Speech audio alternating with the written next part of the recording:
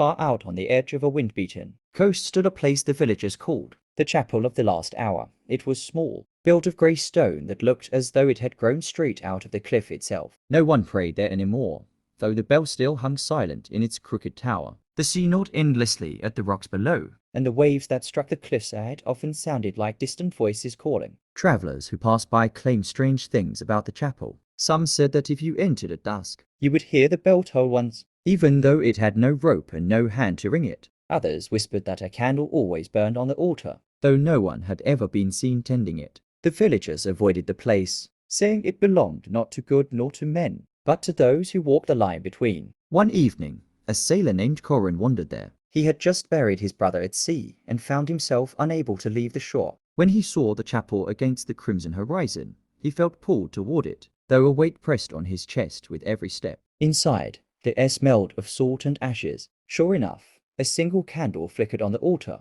As Corin approached, the bell in the tower gave a slow, heavy toll. The sound did not echo, it simply hung in the air, like a voice waiting to be answered. And then, from the shadows of the pews, he saw them, shapes of people, pale and quiet, sitting as though listening to a sermon. Their eyes glowed faintly, but none spoke. One figure turned its head toward him. It was his brother. The sailor fell to his knees, trembling, unsure whether to flee or embrace what he saw. His brother raised a hand, palm open, not in warning, but in farewell. The shapes began to fade, the candle sputtered, and the air grew cold. When Corin stumbled out of the chapel, night had fallen. Behind him, the bell tolled once more, sealing the silence. From that night onward, he no longer feared the sea, for he knew that at the edge of all things, when the final tide came, there would be a place waiting for him, lit by a single candle.